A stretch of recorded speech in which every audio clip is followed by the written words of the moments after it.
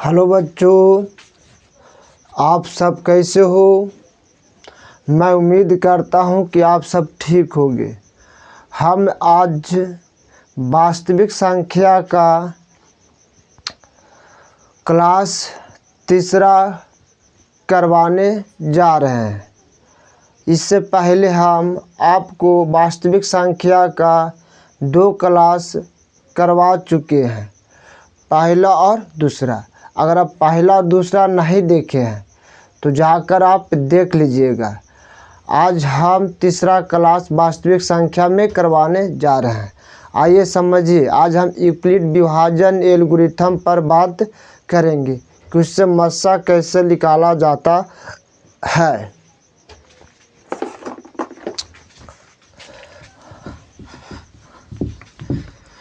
देखिए, पहले हम यूक्लिड विभाजन एल्गोरिथम को कॉन्सेप्ट समझेंगे, फिर उससे बनाने के लिए आपको सिखाएंगे। आप शांतिपूर्वक या ध्यान से देखकर एक बार में समझने का प्रयास कीजिएगा।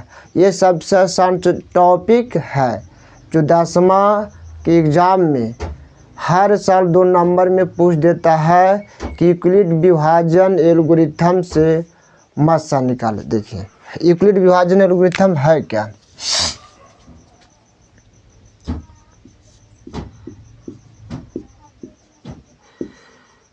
यूक्लिड विभाजन एल्गोरिथम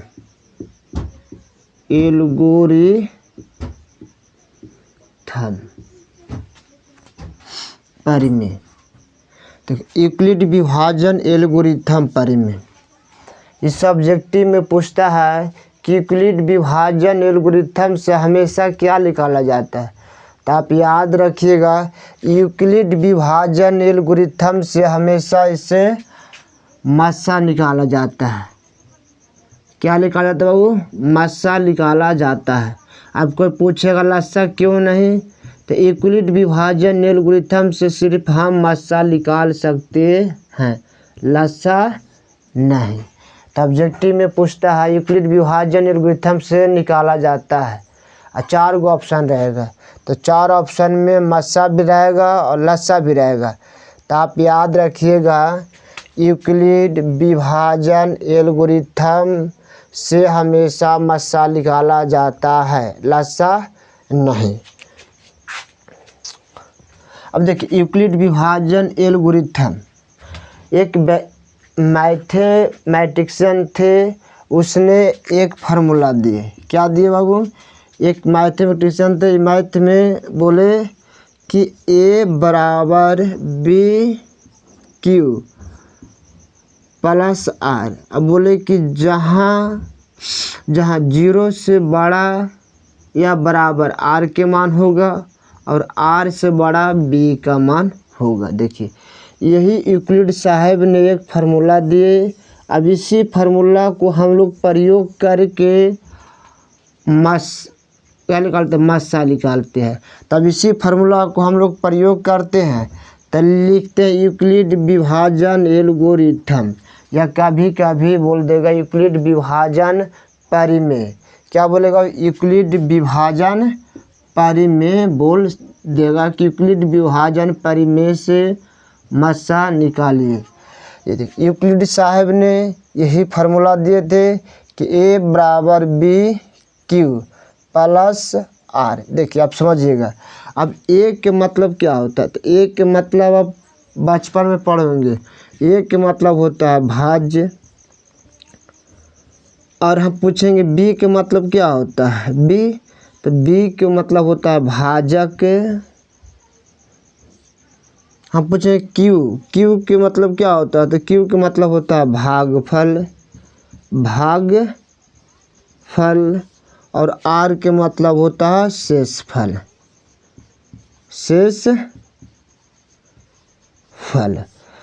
तब एगो फार्मूला आप लोग बचपन में पढ़े होंगे कि भाज्य बराबर भाजक गुणे भागफल प्लस शेषफल। तो यहाँ पे हो जाएगा भाज्य बराबर भाजक गुणे भागफल, भागफल प्लस शेषफल, शेषफल। अब देखिए इसी फार्मूला से ये वाला फार्मूला बनाया गया है। ये वाला फार्मूला आप लोग चौथा पाँचवा क्लास में पढ़े होंगे, तो गुरुजी पढ़ाए होंगे कि पढ़ो बच्चों, भाज्य बराबर भाजक गुणे भागफल प्लस शेषफल। अब देखिए हम क्या बोले, भाज्य के मतलब ए, तो भाज्य के जगह हम लिख देंगे ए। अब यहाँ पे बराबर है तो यहाँ पे क्या लिखेंगे, बराबर। भाजक देखिए, तो भाजक को लिखते हैं बी, भाजक को क्या लिखते हैं बी, तो भाजक यहाँ पे लिख देंगे बी। अब देखिए यहाँ पे गुना है तो यहाँ पे गुना लगा देंगे। अब क्या लिखा, भागफल, तो भागफल को क्या बोले हैं, तो भागफल को होता है क्यू, तो भागफल की जगह लिख देंगे क्यू। प्लस है तो यहाँ पे देंगे प्लस। और शेषफल को देखो क्या लिखते हैं, शेषफल को होता है आर, तो शेषफल की जगह लिख देंगे आर। तो यहाँ से ए बराबर हो गया बी क्यू प्लस आर। अब यहाँ पे बोले हैं कि 0 से बड़ा या बराबर आर के मान हो सकता है, मतलब शेषफल के मान 0 आएगा और 0 से बड़ा आ सकता है।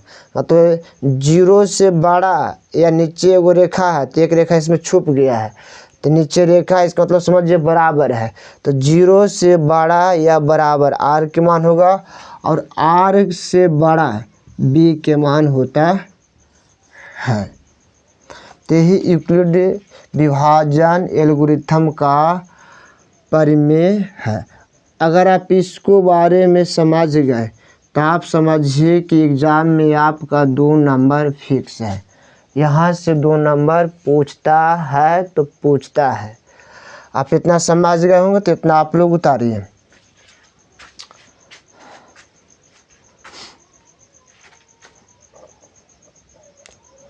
चलिए आप लोग इसको वीडियो को रोक के शॉर्ट स्क्रीन ले सकते हैं।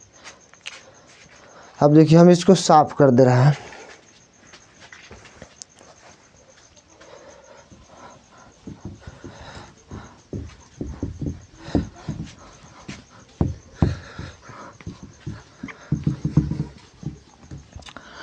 अब देखिए इस टॉपिक पर हम मैथ करवाते हैं। जैसे मैथ आपसे पूछ देगा बाबू, क्या देगा 125 और 350 को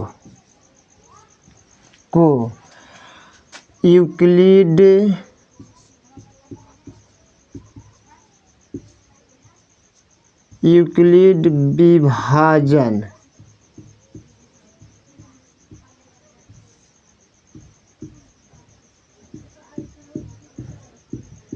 एल्गोरिथम, यूक्लिड विभाजन एल्गोरिथम का प्रयोग कर मस्सा ज्ञात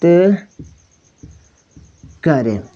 आपको एग्ज़ाम में इसी टाइप का प्रश्न पूछता है कि 125 और 350 को यूक्लिड विभाजन एल्गोरिथम का प्रयोग कर मस्सा ज्ञात करें।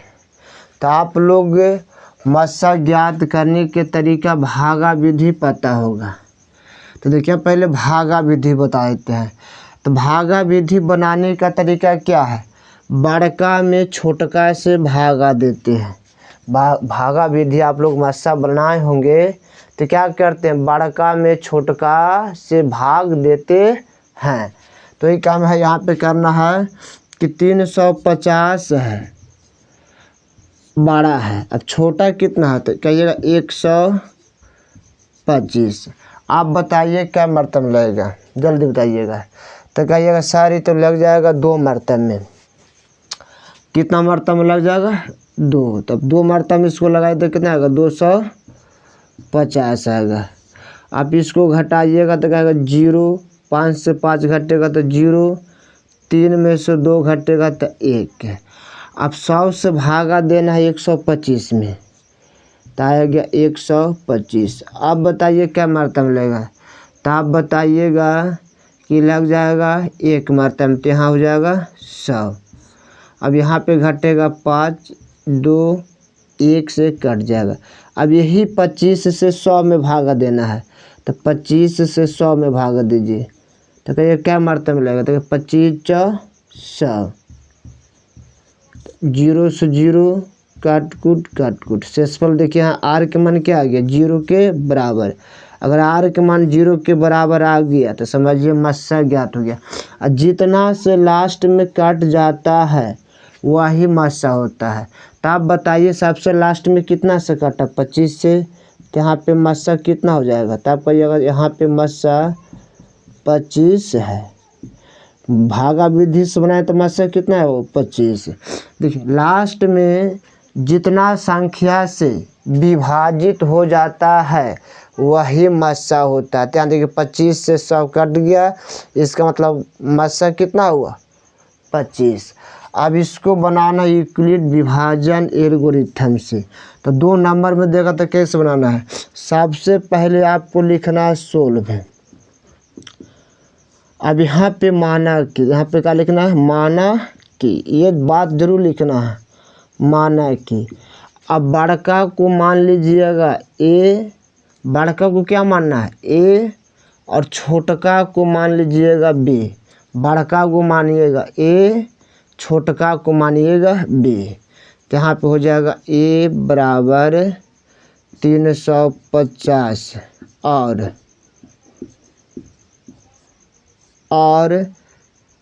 बी बराबर 125। यहाँ तक आपको समझ में आया?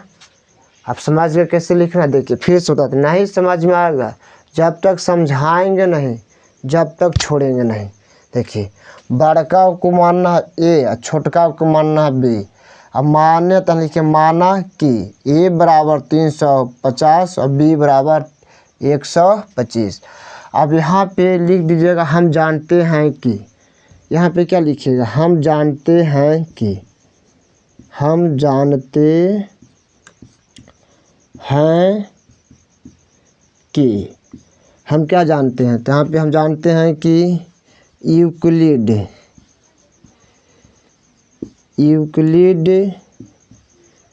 विभाजन एल्गोरिथम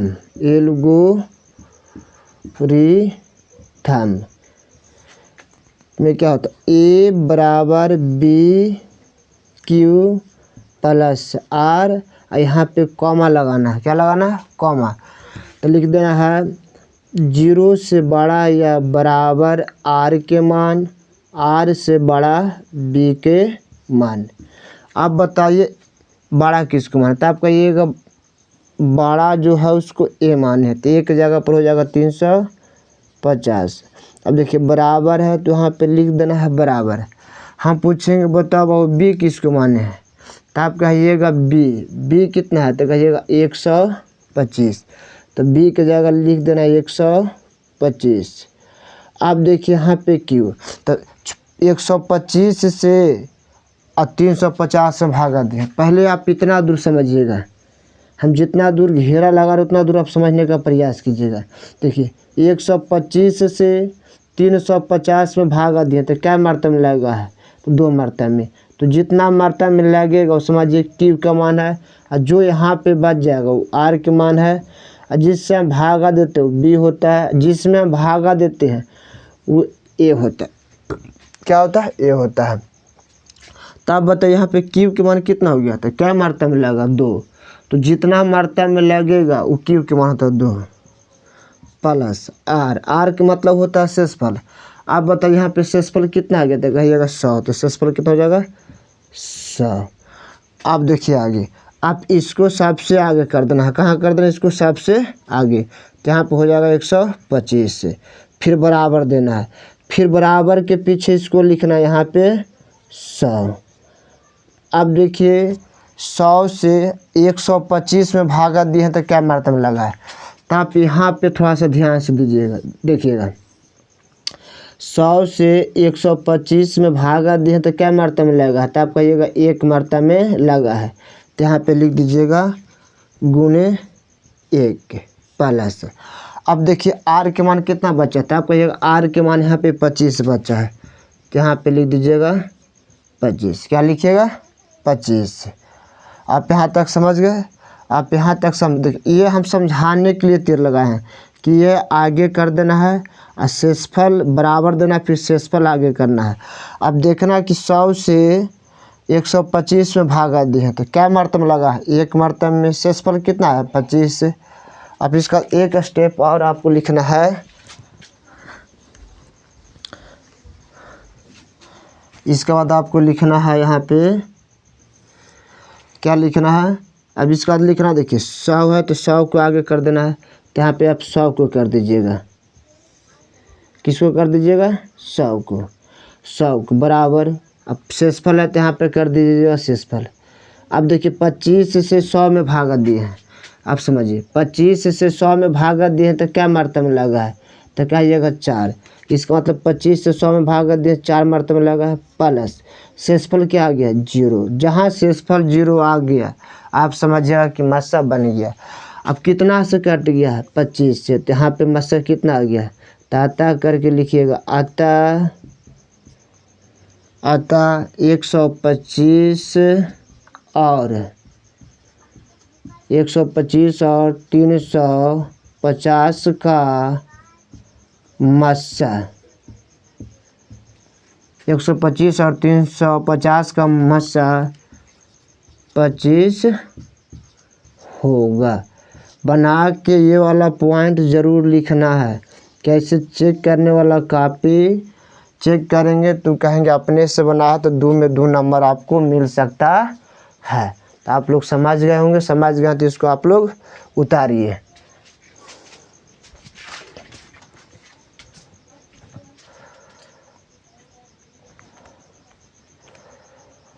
चलिए आप लोग इसको उतार लिए होंगे। अब दूसरा प्रश्न हम करवाते हैं।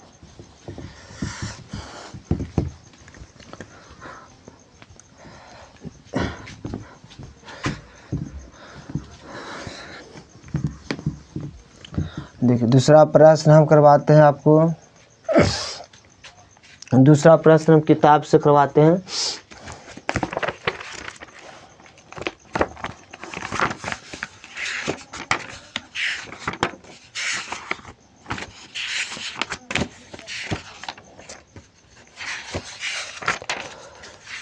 किताब में देख लेते हैं पलट के बाबू, कैसे भी करवाना जरूरी है, किताब में आपका है। चलिए 252 और 1540। दूसरा प्रश्न क्या है, दूसरा प्रश्न है किताब में आपका है 252 और 1540 का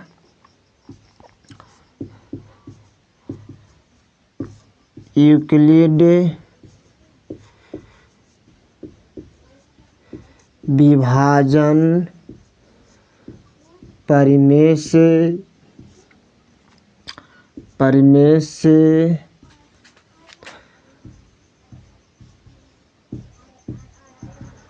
मस्सा ज्ञात करें, मतलब यूक्लिड विभाजन परिमेय से। तो आपको क्या बोले, सबसे पहले लिखना है सोल्व।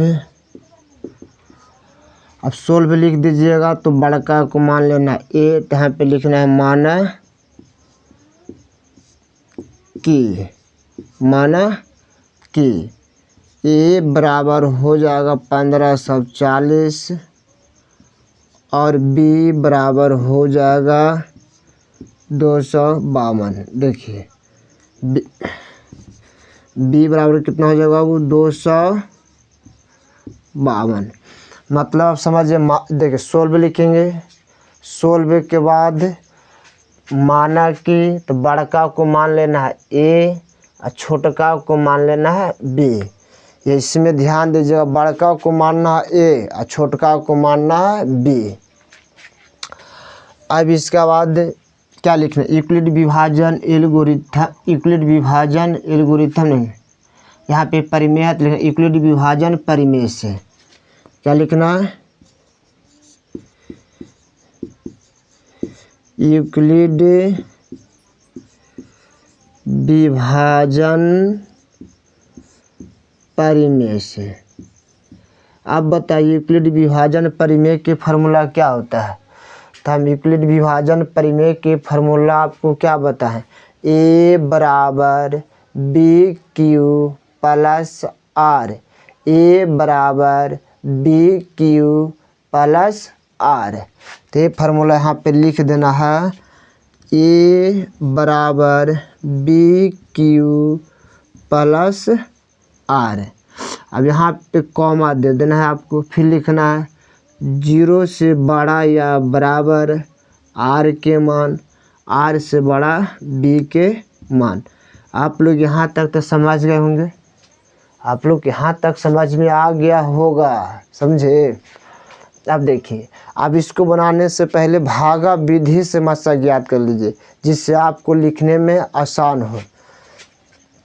तो भागा विधि सब क्या बनाइएगा, तो कहिएगा 1540 में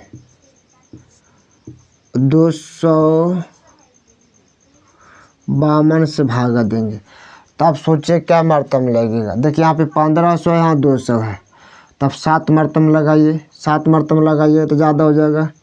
6 मरतम में, हाँ 6 मरतम हम लगा के देखते हैं, तो 252 6 से लगाएंगे तो कितना आ जाएगा, 12 के 2 30, 1 31, 12 3 15, मतलब 1512। इसका मतलब 6 मरतबा में लगेगा। तो 6 मरतबा में कितना आ जाएगा, 1512। अब इसको घटाइए तो कितना आ जाएगा, 8 2 5 से 5 कट जाएगा, 1 से कट जाएगा। अब 28 से भागा देना है, तो आप पहले इतना को लिखिए, आप इतने को लिखिए। देखो बड़का को क्या मान है, ए, समझिएगा। इतने का भी हम लिख के आपको बता रहे हैं, बड़का को मान है ए, तो ए के मान कितना हो जाएगा, एक के जगह पे तो कहिएगा एक के जगह पे हो जाएगा 1540 बराबर। अब देखिए बी मतलब जिससे हम भागा दिए हैं, तो भागा देने वाला कितना 252, तो हो जाएगा 252 प्लस। अब देखिए आर का मतलब होता है शेषफल।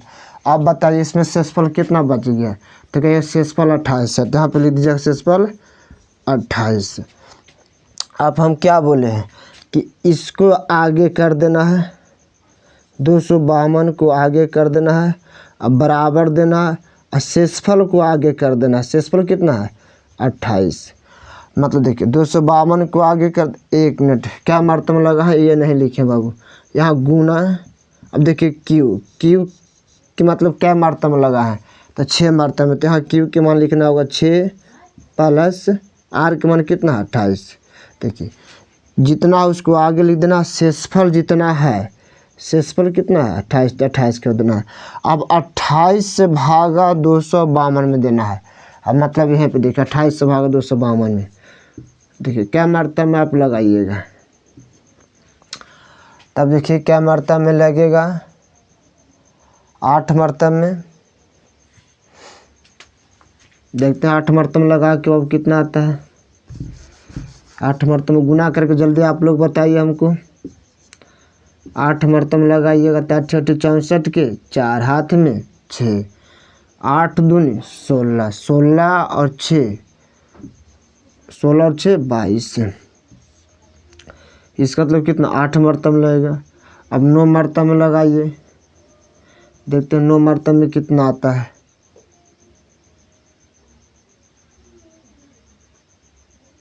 9 मरतबा में एक बार चेक कर लेते हैं।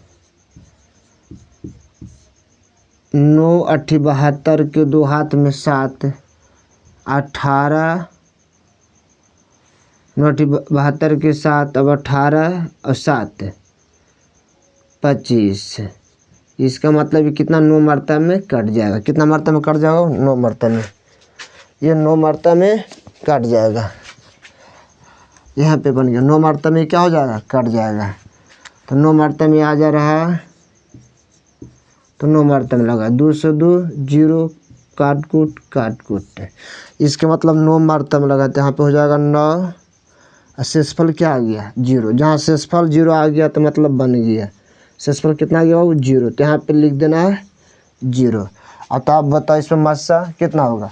तो लास्ट में जितना संख्या से कट जाए, मतलब 28 से कट गया है, तो मस्सा कितना हो जाएगा? 28। तो यहाँ पे हो जाएगा आपका मस्सा, तो लिखिएगा अतः 252 और 1540 का मस्सा कितना हो जाएगा? 28 होगा। तो आपको एग्ज़ाम में दे तो इसी तरह से आपको बना देना है।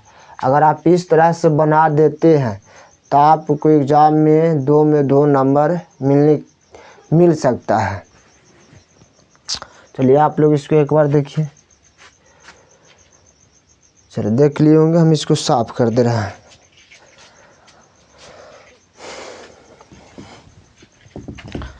आप लोग यूक्लिड विभाजन एल्गोरिथम से बनाने के लिए आप लोग सीख गए होंगे।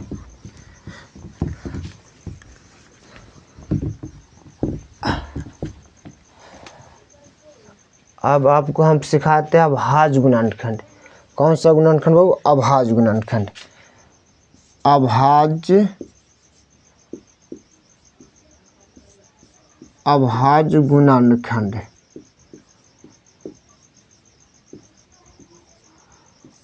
क्या आपको सिखाते हैं? अभाज्य गुणनखंड। देखिए अभाज्य गुणनखंड से पहले आप बताइए कि अभाज्य संख्या होता क्या है?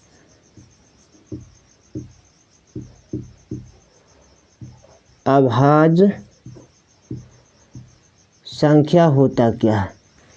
आप लोग जल्दी जल्दी बताइएगा कि अभाज्य संख्या क्या होता है। तो आप लोग बताइएगा कि वैसा संख्या जो एक और स्वयं से विभाजित होता है। वैसा संख्या जो एक और स्वयं से विभाजित होता है तो उसे हम अभाज्य संख्या कहते हैं, और किसी अन्य संख्या से नहीं करता है। तो इसमें आप पूछेंगे सबसे छोटा अभाज्य संख्या कितना होता है? तो आप लोग बताइएगा 2। 2 के बाद होता है 3। 3 के बाद होता है 5। 5 के बाद होता है 7। 7 के बाद होता है 9। तो 9 अभाज्य संख्या नहीं है। यहीं पे थोड़ा सा आपको समझना है कि 9 अभाज्य संख्या नहीं है। 9 इसलिए अभाज्य संख्या नहीं है बाबू कि 9 1 से भी काट रहा है, 9 9 से भी काट रहा है, और 9 3 से भी काट रहा है। इसका मतलब दूसरा संख्या से विभाजित हो रहा है। अगर दूसरा संख्या से विभाजित होगा वह अभाज्य संख्या नहीं होता है। अभाज्य कहता है हम अपने आप से कटेंगे और 1 से कटेंगे। अगर दूसरा से कटेंगे तो अभाज्य संख्या नहीं है। सिर्फ वो अपने आप से कटेगा और 1 से, और दूसरा किसी से नहीं कटेगा। इसीलिए 9 अभाज्य संख्या नहीं है। 11 13 ... इन्फिनिटी तक। तो देखो अभाज्य गुणनखंड बोला है तो हमको गुणनखंड मतलब तोड़ना है अभाज्य संख्या। आप लोग सोचिए जितना भी हम लोग एलसीएम निकालते हैं, कौन संख्या से एलसीएम निकाला जाता है? आप लोग पढ़े होंगे कि एलसीएम सीखो आप, तो एलसीएम हमेशा अभाज्य संख्या से ही निकाला जाता है। 2 से नहीं लगेगा तो 3 से लगाते हैं, 3 से नहीं लगेगा तो 5 से लगाते हैं, 5 से नहीं लगेगा तो 7 से लगाते हैं, 7 से नहीं लगेगा तो 11 से लगाते हैं। इसलिए एलसीएम हमेशा अभाज्य संख्या से निकाला जाता है। 2 के बाद क्या विचार से देखे एलसीएम बनते हुए? नहीं। इसलिए एलसीएम अभाज्य संख्या से, जैसे हमको कह देगा पहला आप क्या देगा 140 का अभाज्य गुणनखंड लिखिए। चलिए तो देखिए 140 का अभाज्य गुणनखंड लिखने से पहले तोड़िए। तो कहिएगा सर 2 से लगाएंगे, तो 2 से लगा तो कितना हो जाएगा 70। अब 2 से लगाएंगे तो कितना हो जाएगा 35। अब 2 से लगेगा तो कहिएगा नहीं सर 2 से नहीं लगेगा, तो कैसे लगेगा वो, तो आप लोग बताइएगा 5 से। यहाँ पे कितना हो गया 7। अब तो 7 है तो कितना 1 से। इसका मतलब हम 140 को तोड़े तो कितना आ गया 2 2 5 7। ये हो गया गुणनखंड। ये क्या हो गया गुणनखंड। यह अभाज्य गुणनखंड नहीं है, ये क्या हुआ गुणनखंड। अब इसको अभाज्य गुणनखंड बनाना है। आपको कहेगा सर अभाज्य गुणनखंड बन गया, नहीं बाबू ये अभाज्य गुणनखंड नहीं बना है, ये सिर्फ गुणनखंड है। अब देखो इसका अभाज्य गुणनखंड बनाने के लिए ये 2 2 रिपीट है, तो यहाँ पे लिखेंगे 140।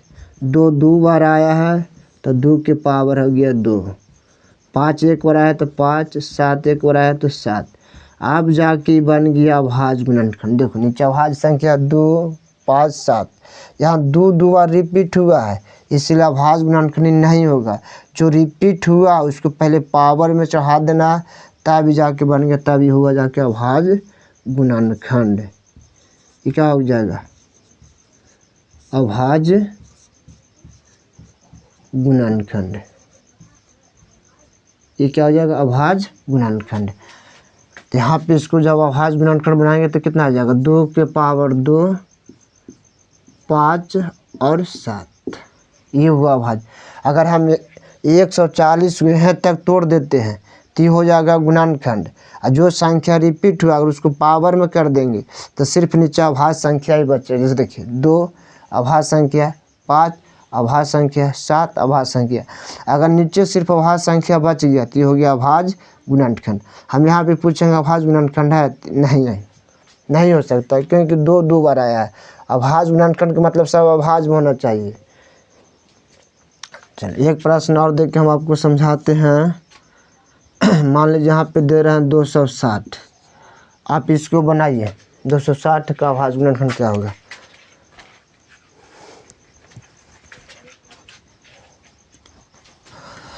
जल्दी जल्दी बनाइएगा। देखिए अब 260 का अभाज्य गुणनखंड बोला है। अगर गुणनखंड बोलता तो इसको बना के तोड़ के लिख देते, ओके अभाज्य बोला है तो कुछ नहीं करना। जैसे गुणनखंड बनाते हैं उसी तरह अभाज्य गुणनखंड भी बनता है, इसमें कोई डरने की बात नहीं है। तो 260 है। अब बताइए कैसे लगाएंगे, तो आप लोग बोलिएगा सर इसमें 2 से लगाएंगे। 2 से लगाएंगे 1 3 0। अब कैसे लगेगा तो 2 से 6 5। अब कैसे लगेगा 3 से नहीं कटेगा, 5 से तो 13 5 65, फिर कितना आ गया 13 तो 1। इसका मतलब तोड़े 260 को तो कितना आया, तो 260 को तोड़े तो 2 2 5 13। इसका गुणनखंड ही हो गया। अब क्या हो गया इसका गुणनखंड। अब इसका अभाज्य गुणनखंड बनाएंगे तो देखिए 2 बार क्या इतना आया था, तो 2 बार 2 आया तो 2 के पावर कितना हो जाएगा 2, 5 के पावर कितना हो 5 गुने 13। ये हो गया अभाज्य गुणनखंड, ये हो गया गुणनखंड। ये क्या होगा वो गुणनखंड, ये हो गया अभाज्य गुणनखंड। अभाज्य गुणनखंड। देखिए इसको हम खाली तोड़ के लिख दिए तो गुणनखंड। अगर उसको जो जोड़ा मिल रहा है और जोड़ा को पावर में चढ़ा दिए तो सिर्फ नीचे बचेगा अभाज्य संख्या, तो हो गया अभाज्य गुणनखंड। तो इसका अभाज्य गुणनखंड कितना होगा बाबू, तो 2 के पावर 2 5 गुने 13। तो आप लोग अभाज्य गुणनखंड भी बनाना सीख गए होंगे। आप लोग इसको उतारिए, आप लोग इसको क्या कीजिएगा उतारिए जल्दी जल्दी। देखिए एक बार फिर से हम आपको समझा दे रहे हैं। अगर किसी को अगर तोड़ के लिख देते हैं तो गुणनखंड हो जाएगा। अगर इसमें अगर जोड़ा मिलता है तो उसको पावर में करके आप लिख देते हैं, सिर्फ नीचे अभाज्य संख्या बनता है तो अभाज्य गुणनखंड हो गया। यहाँ पे आप सिर्फ तोड़ के लिख दिए तो कि सिर्फ क्या हो गया गुणनखंड हो गया। हम इसको मिटा दे रहे हैं।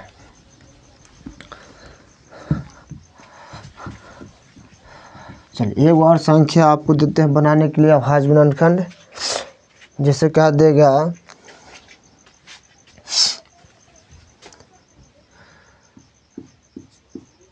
आप इसको बनाइए, इसमें अभाज्य गुणनखंड इसको बनाइए 1444 का अभाज्य गुणनखंड। देखते हैं कौन बनाते।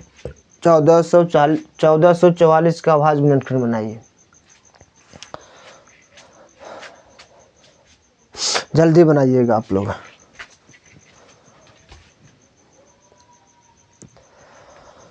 देखिए 1444 का अभाज्य गुणनखंड, तो पहले तोड़िएगा तो कितना 1444। आप लोग कहिए क्या मरतबे में लगे, तो आप बताइएगा 2 मरतबे में, तो 7 2 2। आप बताओ क्या मरतबे में लगे, तो कहिएगा यहाँ पे 3 6 1। हम बोलेंगे आप क्या मरतबे में लगेगा बाबू, देखो क्या मरतबे में लग सकता है, तो कहिएगा 3 से नहीं कटेगा, 5 से भी नहीं कटेगा, और इसके बाद 7 से 7 5 35 ये भी नहीं कटेगा, 11 से 11 33 3 31 ये भी नहीं कटेगा। इसका मतलब इसका गुणनखंड कितना आया, तो कहे 2 गुने 2 और गुने कितना हो जाएगा 361। तो इसको लिखिए 2 की पावर 2 361। तो यहाँ पे आ जाएगा इसका अभाज्य गुणनखंड बनाइएगा तो 2 की पावर 2 गुने 3 6 1, इसका अभाज्य गुणनखंड यही है। आप बताइए 144 का अभाज्य गुणनखंड कितना होगा, 144 का अभाज्य गुणनखंड कितना होगा, आप लोग इसको बताइए।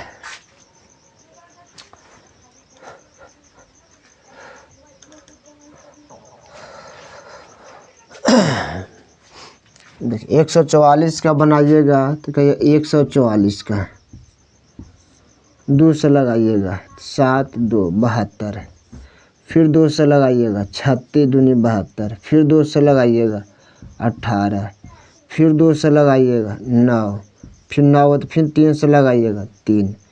इसका मतलब इसका बनाइएगा तो कितना आ जाएगा, तो इसका बनाइएगा तो यहाँ पे आ जाएगा 144 का गुणनखंड 2 2 2 क्या बार आया 1 2 3 4 बार, तो 2 2। अब देखिए 3 क्या बार आया है 2 बार, तो हम पूछेंगे बताओ अभाज्य गुणनखंड बन गया, तो कहिएगा नहीं सर आप ही तो बताएं कि सिर्फ तोड़ के लिख देंगे, वो अभाज्य गुणनखंड नहीं होता, वो गुणनखंड होता है। अब इसको अभाज्य गुणनखंड बनाना है तो सिर्फ कुछ नहीं करना। देखिए 2 2 2 2 2 क्या बार आया है, तो क्या 4 बार, तो 2 के पावर कितना हो जाएगा 4 गुने, देखिए 3 3 3 क्या बार आया है 2 बार, तो 3 के पावर कितना हो जाएगा 2। तो इसका अभाज्य गुणनखंड कितना हो जाएगा 2 के पावर 4 गुने 3 के पावर 2। तो आप लोग अभाज्य गुणनखंड बनाना सीख गए होंगे, अभाज्य गुणनखंड बनाना सीख गए होंगे।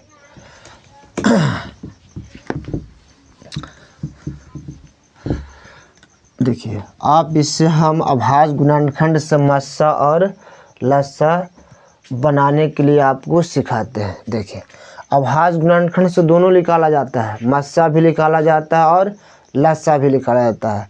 इंग्लिश में बोलते हैं HCF, मस्सा को क्या बोलते हैं HCF, और लस्सा को बोलते हैं LCM। देखिए अभाज्य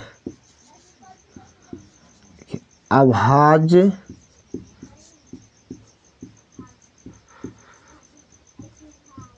अभाज्य गुणनखंड से आप दोनों चीज़ निकाल सकते हैं। दोनों चीज़ के मतलब आप यहाँ से मस्सा भी निकाल सकते हैं। अब मस्सा के पूरा नाम होता है महत्तम समावर्तक। देखिए मस्सा शॉर्ट में लिखते हैं, इसको पूरा नाम लिखते हैं महत्तम समावर्तक। मस्सा का पूरा नाम क्या होता है महत्तम समावर्तक। आप इसको इंग्लिश में बोलते हैं HCF HCF। अभी देखिए अब इससे लस्सा भी निकाला जाता है, लस्सा जिसको इंग्लिश में शॉर्ट नाम का LCM क्या बोलते हैं वो एलसीएम। अब देखिए हम इसका पूरा नाम यहाँ पे लिख देते हैं। एच के मतलब होता है हाईएस्ट, एच के मतलब क्या होता है हाईएस्ट। सी के मतलब क्या होता है कॉमन, कॉमन। एफ का मतलब क्या होता है तो फैक्टर, फैक्टर। देखिए एच के मतलब होता है हाईएस्ट, सी के मतलब होता है कॉमन, एफ के मतलब होता है फैक्टर, तो हाईएस्ट कॉमन फैक्टर। अब देखिए एलसीएम, तो एल के मतलब क्या होगा तो एल के मतलब होता है लोएस्ट, लोएस्ट, लोएस्ट। सी के मतलब होता है कॉमन, सी के मतलब क्या होता है कॉमन। एम के मतलब होता है मल्टीप्लाई, मल्टीप्लाई, क्या होता है मल्टीप्लाई। देखिए अभाज्य गुणनखंड से हम दोनों चीज़ निकालते हैं, मस्सा और लस्सा, लेकिन यूक्लिड विभाजन एल्गोरिथम से हमेशा हम मस्सा निकालते हैं। यूक्लिड विभाजन एल्गोरिथम से हमेशा हम मस्सा निकालते हैं। अभाज्य गुणनखंड से हम मस्सा और लस्सा दोनों निकालते हैं। जैसे हम यहाँ पे एगो संख्या दे रहे हैं, आपसे पूछेंगे जैसे क्या देगा 15 20, 15 20 और 30 का, 15 20 और 30 का मस्सा और लस्सा ज्ञात करें, लस्सा ज्ञात करें। देखिए तो इसको किस तरह से बनाना है, तो पहले 15 को फैक्टर में तोड़िए, मतलब गुणनखंड में। तब 15 को जब गुणनखंड में तोड़िएगा तो कितना हो जाएगा, तो 15 को अब जब गुणनखंड में तोड़िएगा तो कहिएगा 15 के गुणनखंड में तोड़ेंगे तो कितना हो, 3 और 5 होगा, तो यहाँ पर हो जाएगा 3 और 5। अब देखिए 20 को गुणनखंड में तोड़ना है, तो 20 को गुणनखंड में तोड़िए तो कितना हो जाएगा, तो जब 20 को गुणनखंड में तोड़िएगा तो 20 को तोड़िएगा तो कितना हो जाएगा, 2 से लगाइएगा 10, फिर 2 से लगाइएगा कितना हो जाएगा 5। इसका मतलब इसको लिखिएगा 2 गुने 2 गुने 5।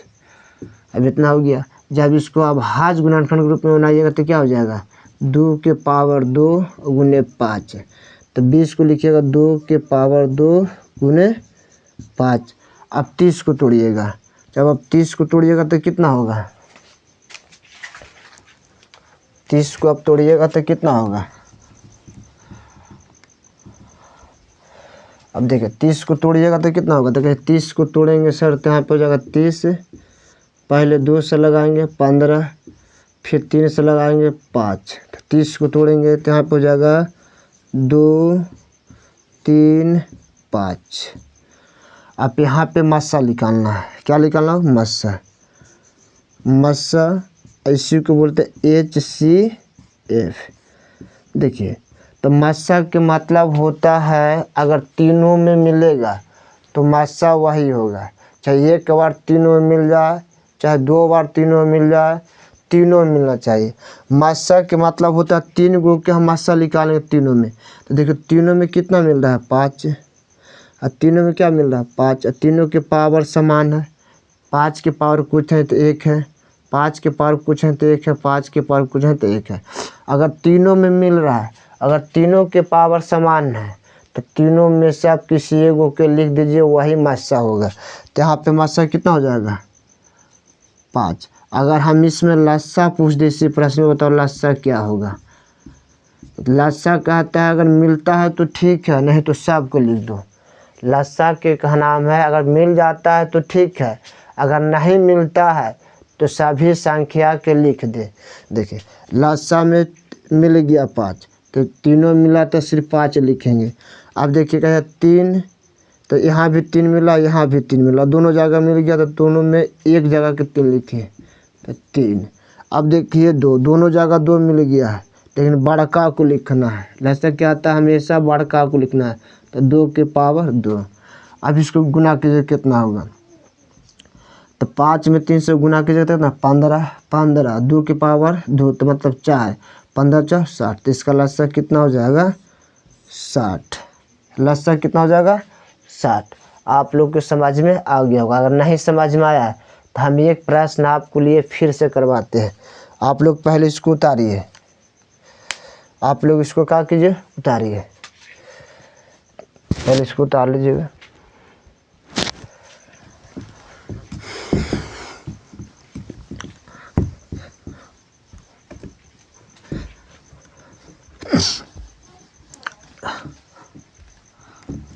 हम एक प्रश्न अब किताब से उठा के आपको करवाते हैं।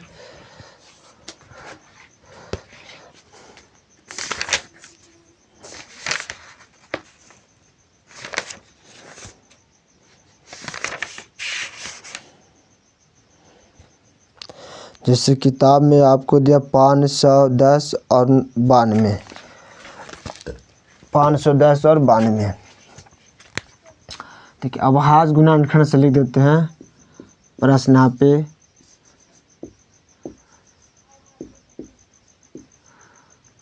अभाज्य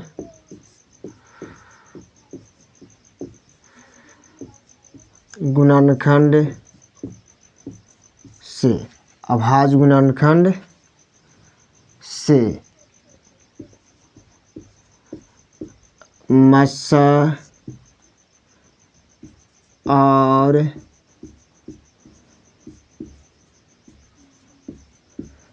लसा ज्ञात करें। पहला प्रश्न यहाँ पे क्या बोले, अगर 510 और 52 तो इसका बनाना है। तो पहले इसको गुणनखंड रूप में तोड़िए। तो 510 का जब निकालिएगा 510, जब 510 का निकालिएगा 2 मरतबा लगाइएगा तो कितना हो जाएगा, तो यहाँ पे हो जाएगा 2 दूनी 4, 11 आएगा, 5 दूनी 10, फिर 5, फिर 2 से लगाइएगा, 2 से लगेगा नहीं 5 से लगेगा तो 5। अब यहाँ पे आ जाएगा 5 1, 5 और 1। अब इसके बाद पहले 3 से लगा दीजिएगा यहाँ पे। अब 3 से लगाइएगा, 3 से भी कट जाएगा तो 8 तिया 24, 8 तिया 24। अब 3 से लगाते कितना हो जाएगा, 8 तिया 24 होगा तो बचा 1 5। आप इसको 5 से लगाइएगा तो 17 5 85। इसका मतलब हम 510 को जब इसको तोड़े तो कितना में टूटा होगा, 2 3 5 17। यही इसका अभाज्य गुणनखंड हुआ। आप 92 को बनाना है तो यहाँ पे लिख देंगे 92। अब तोड़ के देखिए 92 कितना हो जाएगा, तो 92 का तोड़िएगा तो 2 से, तो यहाँ पे 2 से लगाइएगा 4 6, फिर 2 से लगाइएगा 23, कितना हो जाएगा 23। अब 23 इसका बाद नहीं टूटेगा। तब इसका जब 2 से लगाइएगा तो यहाँ पे आ जाएगा 2 के पावर 2 गुने 23, 2 के पावर 2 गुने 23। अब इसमें मस्सा बताना है, मस्सा। तो देखिए मस्सा ज्ञात करने के मतलब होता है कि दोनों में मिलना चाहिए। देखिए हम यहाँ पे लिख देते थोड़ा हिंदी में। मस्सा के मतलब आप समझ जाइएगा, दोनों में मिलना चाहिए। अगर 2 गो है तो दोनों में मिलना चाहिए, दोनों में मिलना चाहिए, दोनों में मिलना चाहिए। अगर 3 गो है तो तीनों में मिलना चाहिए। देखिए अब इसमें बताइए दोनों में क्या मिल रहा है, तो कहिएगा सर दोनों में 2 2 मिल जा रहा है। पावर हम अभी नहीं पूछे कि कौन पावर है, पहले देखिए दोनों में मिला तो कहिएगा सर दोनों में मिल गया। अब मस्सा के कहना में अगर दोनों में मिल जाता है तो छोटा पावर वाला लिखना है, छोटा पावर वाला लिखना है। मस्सा के 2 नियम है। मस्सा कहता है पहले हमको ज्ञात करने के लिए दोनों में मिलाइए। अगर दोनों में मिल जाता है तो ठीक है, अगर दोनों में मिल जाता है तो किसको लिखना है? तब कहता है कि जो दोनों में मिल जाए और जिसके पास छोटा पावर हो, मतलब जिसके पास छोटा पावर हो। तो आप बताइए कि यहाँ पे 2 के पावर 2 है और 2 के पावर कुछ नहीं तो 1 है। तो आप बताइए 2 के पावर 2 बड़ा कि 2 के पावर 1? तो आप कहिएगा 2 के पावर 1, तो 2 के पावर 1 मतलब 2 लिख देना है। तो इसका मात्रा कितना हो जाएगा? 2। अब इसके बाद देखिए और कोई मिल रहा है तो कहेगा नहीं सर, तो इसका मात्रा कितना हो जाएगा? 2। तो मात्रा खाली इतना याद रखिएगा कि मात्रा कहता है दोनों में मिल जाए। अब दोनों में जो संख्या मिल जाए, 2 को मिले या 3 बार मिले या 4 मिले, दोनों में मिलना चाहिए। अगर दोनों में मिल जाता है तो दोनों में देखिए यहाँ पे मिल गया। अब दूसरा कहता है दोनों में मिल गया तो ठीक है, अगर दोनों में मिल जाता है तो बहुत बढ़िया। अब उसमें किसको लिखना है? तमाशा कहता है लिखना छोटका पावर वाला, मतलब जिसको पास छोटा पावर है उसी को लिखना है। तो आप बताइए, देखिए 2 के पावर 1 बड़ा कि 2 के पावर 2? तो आप कहिएगा 2 के पावर 2 बड़ा है, तो बड़का को कहा नहीं लिखने के लिए, उसको छोड़ दो, 2 के पावर 1 के लिख दो, मतलब 2। अब लस्सा देखिए, लस्सा क्या कहता है? तो लस्सा के का नाम है, देखिए लस्सा क्या कहता है? लस्सा कहता है कि अगर दोनों में मिलता है तो ठीक है, दोनों में मिलना, अगर दोनों में मिलता है तो ठीक है, अब दोनों में मिलता है तो ठीक है। देखिए लस्सा में देखिए दोनों में मिल गया। अब दोनों में मिल गया तो किसको लिखना है? तो लस्सा कहता है दोनों में मिल गया तो ठीक है, अब लिखना उसको है जो पावर में बड़ा हो, मतलब जो बड़ा पावर हो, बड़ा पावर हो। देखिए लस्सा में छोटका पावर को लिखना है, सॉरी मस्सा में छोटका पावर को लिखना है, लस्सा में बड़का पावर को लिखना है। तो दोनों में मिल गया तो बड़ा कौन है? 2 के पावर 1 कि 2 के पावर 2? देखिए 2 के पावर 2। और लस्सा कहता है अगर कोई नहीं मिला तो सबको लिखना है, सभी को लिखे, सभी को लिखे। अगर नहीं मिले तो सभी को लिखे, नहीं मिले तो सभी को लिखे। लस्सा कहता है अगर मिलता है तो ठीक है, मिल गया तो बड़का पावर वाला के लिख दो, अगर नहीं दोनों में मिलता है तो सभी के लिख दे, तो सभी के लिख दो। देखो 3 नहीं मिला तो 3 को लिख देना है, 5 दोनों में नहीं मिला तो 5 को लिख देना है, 7 दोनों में नहीं मिला तो 7 को लिख देना है, 23 दोनों में नहीं मिला तो 23 को लिख देना है। आप इसको गुना कर दीजिएगा, वही लस्सा होगा। तो लस्सा एकदम सीधा कहता है दोनों में मिल गया तो मिला दो, और जिसको पास बड़ा पावर होगा उसी के लिख दो। अगर दोनों में नहीं मिलता है, दोनों में अगर नहीं कोई मिलता है तो सभी के लिख दो, मतलब दोनों में 3 नहीं मिला तो 3 लिख दिए, 5 नहीं मिला तो 5 लिख दिए, 17 नहीं मिला तो 17 लिख दिए, अगर 23 नहीं मिला तो 23 लिख दिए। तो लस्सा कहता है कि नहीं मिलेगा तो सबको लिख दो, अगर मिल जाता है तो बड़का पावर को लिख दो। और मस्सा के मतलब मिलेगा तो वही ये मस्सा ज्ञात होगा, अगर नहीं मिलेगा तो मस्सा में हम उसको नहीं लिखेंगे। जैसे देखिए मस्सा में दोनों मिला तो छोटका को लिख दे, मस्सा 2 हो गया। तो आप समझ गए होंगे। तो अब इसको उतारिए,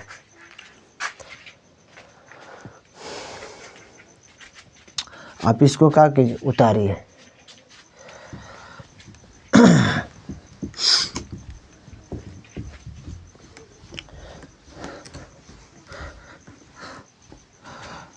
एक प्रश्न और आपको हम देते हैं बनाने के लिए, देखते कौन कौन बनाता है। 13 और 23 का मस्सा और लस्सा ज्ञात करें। लस्सा ज्ञात करें। चलिए आपको देते हैं 30 सेकंड के समय, बनाइए। 13 और 23 का लस्सा ज्ञात कीजिए।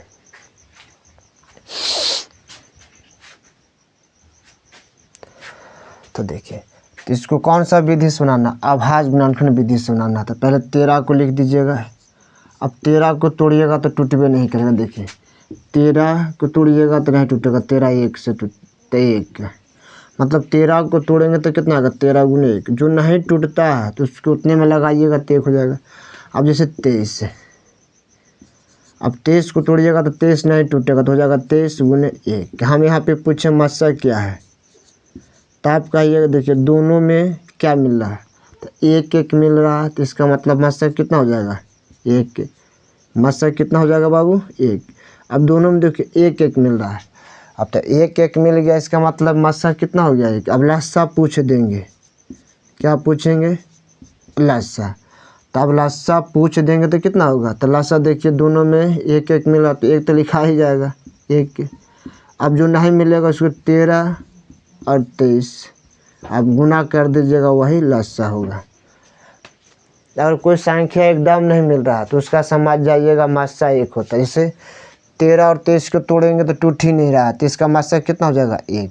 अब लस्सा पूछेगा तो दोनों के गुना कर दीजिएगा, वही लस्सा होगा।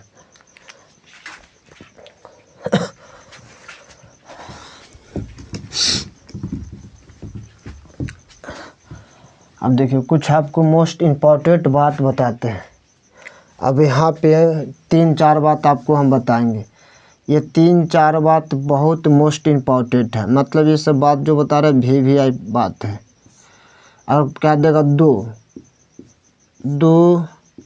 लगातार, 2 लगातार सम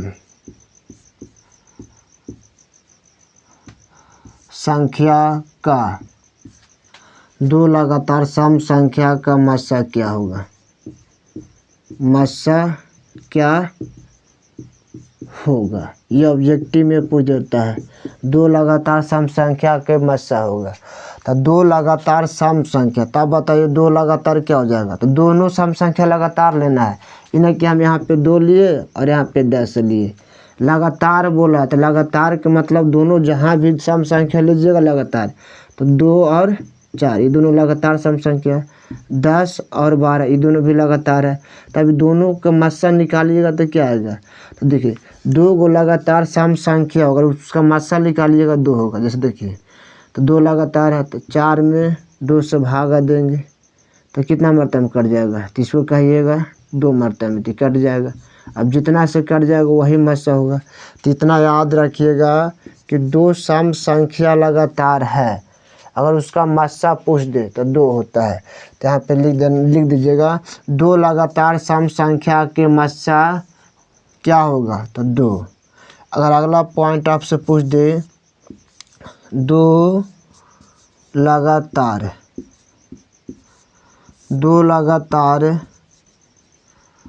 संख्या का मस्सा होगा, 2 लगातार संख्या का मस्सा होगा।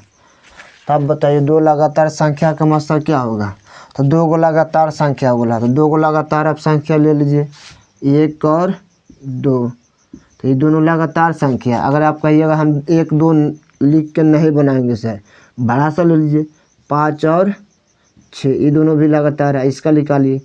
तो बड़का में छोटका से भाग दे, 6 में 5 से भाग दीजिए, तो कहिएगा 1 मरतब लगाएंगे तो यहाँ पे आ जाएगा 5।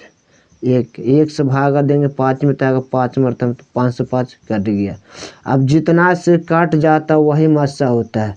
तो हम पूछेंगे बताओ बाबू इसका मस्सा कितना हो गया, 1। तो ध्यान दीजिएगा कि अगर 2 लगातार संख्या के मस्सा पूछेगा तो 1 होता है। 2 लगातार संख्या का मस्सा कितना होता है, 1 होता है। और 2 सम संख्या लगातार है उसका मस्सा पूछेगा तो 2 होता है। तो 2 लगातार संख्या का मस्सा कितना होता है, 1। और 2 लगातार सम संख्या का मस्सा कितना होता है, 2।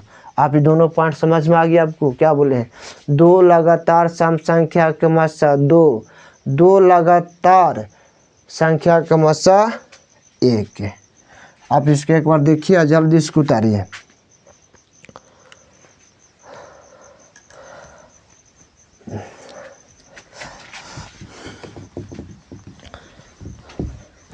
अब देखिए यहाँ पूछ दे आपसे पूछ दे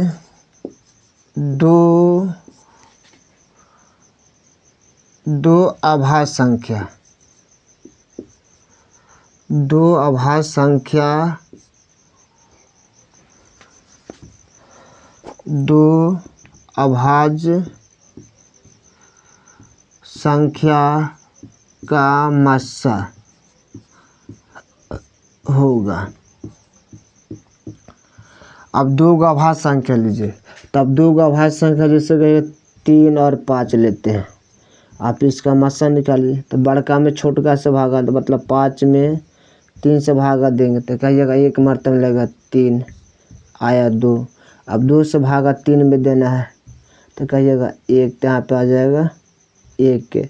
अब 1 से भागा 2 में देना है तो आ जाएगा 2, तो कट। देखिए मस्सा का मतलब होता है जब तक नहीं कटेगा, जब तक नहीं छोड़ना है।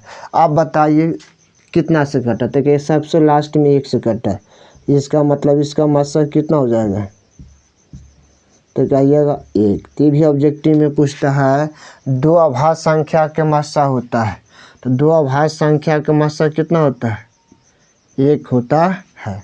दो अभाज्य संख्या का मस्सा कितना होता है, 1 होता है। अब दो अभाज्य संख्या आपको इच्छा दो अलग अलग ले, 5 3 5 नहीं, आप 12 19 के भी बनाइए तो भी मस्सा 1 आएगा। अब कोई भी दो का अभाज्य संख्या लीजिए, आप उसका मस्सा ज्ञात कीजिए, उसका मस्सा 1 ही आएगा। अब समझ में आया, दो अभाज्य संख्या का मस्सा 1 होता है। अब दो अभाज्य संख्या हो गया। अगर आपसे पूछ दे, आपसे क्या पूछ दे, अगर पूछ दे एग्जाम में क्या है कि दो भाज्य संख्या के मस्सा कितना होगा, दो भाज्य संख्या का मस्सा कितना होगा, कितना होगा, चाहे दो भाज्य संख्या का मस्सा होगा। तो आप कहिएगा भाज्य संख्या कितना होता है, तो कहिएगा भाज्य संख्या 4 होता है और 6 होता है। अब दोनों का मस्सा निकालिए, तो जब मस्सा निकालिएगा तो 6 में 4 से भागा दीजिएगा, 6 में 4 से भागा दीजिएगा तो कितना आएगा, तो आप सबसे पहले लगाइएगा 1 मरतबे में, तो यहाँ हो जाएगा 4, तो कितना आ जाएगा 2, 2 से भागा दीजिएगा 4 में, तो कितना आ जाएगा यहाँ पे 2 दूनी 4। आप बताइए कितना से कटा, 2 से। इसका मतलब दो भाज्य संख्या के मस्सा कितना हो जाएगा, 2। दो भाज्य संख्या के मस्सा कितना होगा बाबू, 2। दो भाज्य संख्या के मस्सा कितना हो जाएगा, 2। अब दो प्राकृत संख्या के भी मस्सा निकालिएगा, 2 ही होगा। दो प्राकृत संख्या के मस्सा निकालिएगा तो 1 होगा। दो प्राकृत संख्या के मस्सा निकालिएगा तो 1 होगा।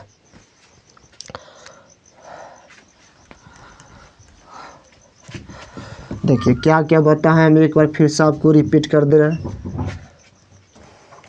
देखिए पहले हम आपको क्या बोले कि अगर 2 गो प्राकृत संख्या है, 2 गो प्राकृत संख्या, तो 2 प्राकृत संख्या के मस्सा निकालिएगा, 2 प्राकृत संख्या के मस्सा निकालिएगा तो 1 आएगा।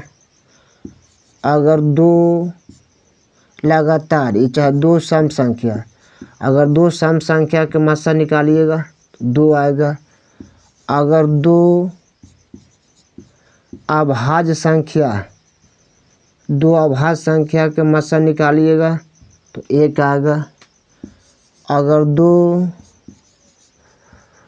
भाज्य संख्या के मस्सा निकालिएगा तो 2 आएगा। इतना आप लोग याद रखिएगा तो ऑब्जेक्टिव में 1 नंबर आप आसानी से सुनाइएगा। 2 प्राकृत संख्या के मस्सा निकालिएगा 1 होगा। 2 सम संख्या के मस्सा निकालिएगा 2 होगा। 2 अभाज्य संख्या के मस्सा निकालिएगा 1 होगा। 2 भाज्य संख्या के मस्सा निकालिएगा तो 2 होगा।